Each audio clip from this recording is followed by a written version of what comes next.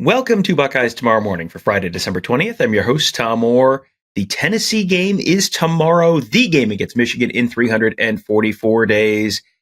We have reached almost the end of game week for the first college football playoff game ever played inside Ohio Stadium. Buckeyes and Tennessee Volunteers kicking off at 8 p.m. on Saturday. The game will be on ESPN. But before that, we are going to have a ton of coverage for you at youtube.com/BuckeyeHuddle. Plenty of coverage throughout the day on Saturday. Plenty of coverage after the game on Saturday, early Sunday morning. Boy, oh boy, is there going to be a lot to talk about. Either way, after that game, we will have a ton of coverage for you. We'll get into a little more detail on that a little bit later on in the show. But first, wanted to kind of wrap things up on the Tennessee side of things. We've kind of talked this damn game to death in a bunch of different areas. But I did want to let you hear one more time from the Tennessee Volunteers. Consider this like a video notebook of sorts, just kind of wrapping up what we learned from the Volunteers during interviews. Let you hear from a couple players you haven't heard from yet. Let's start, though, with Tennessee head coach Josh Heupel. He did his last press conference on Wednesday this week. Did it audio only, which is a little weird, but whatever. So you're going to get Josh Heupel's audio. The podcast folks will not know any different. The video folks, you're just going to get a little graphic. It'll be fine. But here's Josh Heupel getting asked about Tennessee and their ability to kind of win some of their clunkers. They did not always play their best. They played more close games than the Buckeyes did during the course of the season, and they won a decent number of them. They beat Alabama in a game where their offense wasn't really playing very well. They beat Florida in a game where their offense wasn't really playing very well. And they might have to win a game on Saturday where their offense doesn't put up a ton of points. So what is it about this team that makes that possible? Yeah, I think there was a stretch there in the early part of the conference schedule where offensively, we didn't perform our best in the first half, and that's coaches and players together. At the end of the day, it's always about how you finish and being on the right side of the scoreboard. I think this group as a whole, one of the things that I really appreciate about them is how mature they are as competitors, the ability to play the next play independently, play for each other. Got a great mindset, and as you get into games like this against great opponents, and they got good scheme, good coaches, and really good personnel. Understand there's going to be ebbs and flows in the ball game, and you got to continue to play and compete. So I think as much as anything, that's a real credit to the guys that we have in the locker room. One of the reasons I was saying earlier that they might have to win without scoring a lot of points is this is a matchup of two of the very best defenses in the entire country. So, for example, the Buckeyes have allowed the fewest 40-yard plays of any team in the nation, just 2 all season. Tennessee, well, they're tied for second in the nation with just 3 plays of 40 yards or more allowed all season. Buckeyes are the best in the nation in scoring defense, allowing just 10.9 points per game. Tennessee is 4th at 13.9 points per game. So what has defensive coordinator Tim Banks done to build this Tennessee defense into such a dominant unit since he arrived in 2021? Well, we have taken steps every single year, and we didn't talk much about it, but when we first got here, I think we had 55 scholarship players on campus, and as we rebuilt our roster, navigated some of the things that we had to, we continued to take steps. Our players got great trust in what we're doing, but also our coaches. And when you have that, they're able to trust in the information that you're giving them, continue to grow and push forward, continue to get better fundamentally, and just added depth to our roster. The ability to play as many guys as we have this year has allowed us to stay fresh during the course of a ball game, but throughout the course of the season as well, and our depth, in past years have been something that kind of caught up with us at the end. But Coach Banks does a great job of leading that side of the football. Does a great job with scheme and developing our personnel.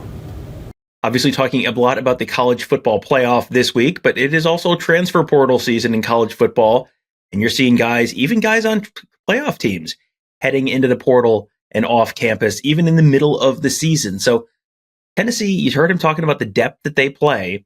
How difficult is it to maintain that kind of depth, to play as many guys as they do in the era of the transfer portal? roster management, I don't think there's anything easy as far as any of it goes in today's landscape. And our personnel department has done a great job. Our coaches evaluating and going and recruiting young men, and then ultimately our players are a huge part of the culture that we've built here, which allows you to recruit guys, but it's a big part of being able to retain guys as well. That'll do it for Josh Heupel. Now on to quarterback Nico Iamaleava. He has improved quite a bit during the back half of the season, which is not really unusual for a first-time starter like Iamaleava is. But does he really see that in himself? Does he feel that in himself as he gets through the end of his first full year as a starter? Yeah, I think just game by game, man, me continuing to get better. With every rep I take, just learning from every rep I take, getting better from those reps. And, we've been able to pull out some wins the back end of the season. And, look forward to going into this next game. One of the big milestones for Iamaleava came in the first quarter against Vanderbilt, their last game of the regular season. Vanderbilt ran back the opening kickoff for a touchdown. Okay, Tennessee's down 7-0, like 10 seconds into the game. The Volunteers get the ball on the second carry of the game. Dylan Sampson fumbles.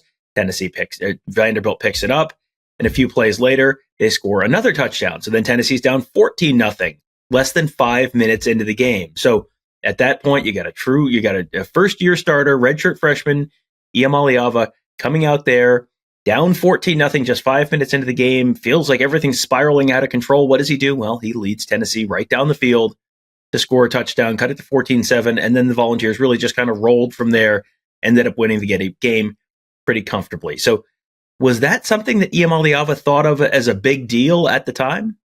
I didn't look at it that way, Austin, but I seen we were down 14-0, and we rallied the troops to go put a drive together, and it was still early in the game, so we were never really worried, but we knew what we had to do coming out in their second drive is to go put a drive together. Iamaleava grew up in Long Beach, California, Southern California, if you're not familiar with Long Beach or California geography. So this is, not exactly the conditions that he's going to face Saturday night in Columbus, where he grew up. So what is the coldest game that he has ever been a part of? Yeah, I played in the snow one time when I was in Chicago a couple years ago with my 7-on-7 team, and that was probably the coldest I played in. But yeah, it was pretty hard to play in the snow. It wasn't too bad, but it's just cold weather, we'll be ready. Ohio State's pass rush has been pretty effective this season, and that's particularly true of defensive ends JT Tuimoloau and Jack Sawyer. So that makes the matchup of JT Tuimoloau and Jack Sawyer against Tennessee's tackles, who are maybe the weak links on the Tennessee offensive line to some degree, one that you're probably going to want to watch pretty closely on Saturday night. So if you're the quarterback playing behind those tackles and with those defensive ends just across the line, how does that impact your internal clock in terms of knowing when you got to take off or just get rid of the ball? Yeah, well, my internal clock is always there. And, I got full trust in my O-line and, protection piece to pick all that up. And, we'll be prepared when that time comes. And the last one from Nico. What is it that he noticed about the Ohio State defense on the whole that makes them such an effective defense? Yeah, I think they just do, everything at a high level. They play in sync together, starting from, front to their, DBs. And, I think they're just very, technique sound. And, I can't wait for this, this matchup. And finally, Tennessee safety Will Brooks. We talked about him a bunch this week as well. Just the challenge that the Tennessee secondary is going to be facing, matching up against Ohio State's wide receivers. They've played some talented wide receivers this year, no question. They probably have not played a unit with three wide receivers as talented as Ohio State's. So what is the challenge going to be for the Tennessee secondary? Yeah, they're a really talented group of receivers. They got weapons all over the field. They just do a really great job of, attacking the ball when it's in the air and making plays after the catch. So we just got to be able to contain that. Is this a week where Tennessee is going in and just trying to keep things low key, not get anyone too excited too early, treat this like a normal game week? Or is this a week when it's pretty clear inside the building there in Knoxville that there is a big game coming up on Saturday? Yeah, we all kind of try to treat it just like a normal game, like it's in the back of our head. We know it's a playoff, but, we know like just doing the ordinary at a really high level is going to be what leads to success in this game. So that's kind of where our focus is at. I'm sure every Ohio State fan can give in a long and painful description some of the years when the Buckeyes have just missed out on the college football playoff, all the whys and the hows. But it's funny, you probably don't remember those stories about other teams. Well, Tennessee, just 2 years ago, they were on the verge of potentially making the college football playoff. Going into November, they were undefeated. They lost by a couple touchdowns to Georgia going into the first week of November. And then a couple weeks later, they still were in the hunt for the college football playoff, and the SEC title game went to South Carolina on November 19th and lost 63-38. You might remember that was a game where Hendon Hooker hurt his knee, really knocked them out of the college football playoff picture altogether. So for a guy like Will Brooks, who was on that team, who knows, who's been through this whole rebuild process with Josh Heupel, who knows how close they got a couple of years ago, how gratifying is it for Will Brooks and the Tennessee Volunteers to finally be here, ready to take the field in the college football playoff? Yeah, I mean, it's a great feeling to know just that we have the opportunity to play for a national championship. And, that's our goal when we start out the season, to be able to get to that point. So, it just means a whole lot to us, and we know we got to take advantage of this opportunity. Well, we are now just 1 day away from that college football playoff game in Ohio Stadium, but there is still a lot more content coming for you. I'm going to try and do one more show with Ross Fulton this week, breaking stuff down for an X's and O's perspective on things heading into the game for the Buckeyes and the Volunteers. Going to try and have a little more, try and get you maybe hopefully another live show or so, maybe on Friday. We'll see what we can do. And then Saturday, we are planning to get to the stadium early. We always get to the stadium early, but we're planning to get to the stadium a little extra early. Try and get you a little live show from the stadium, get you maybe a little sense for what's going on around campus. The scene around Ohio Stadium should be a lot of Buckeye fans, should be a lot of Volunteer fans, should be a fantastic scene in Columbus. One of the biggest games in stadium history. It is almost here. Should be a great matchup. Score projected to be pretty close, should be pretty low scoring, should be potentially a 60-minute game. Really looking forward to that. Hopefully you guys are as well. But if you want to get all the action, get an up-close view of all of it, best place to do that will be at BuckeyeHuddle.com and at YouTube.com/BuckeyeHuddle. We will have a live pregame show. We will have our live postgame show.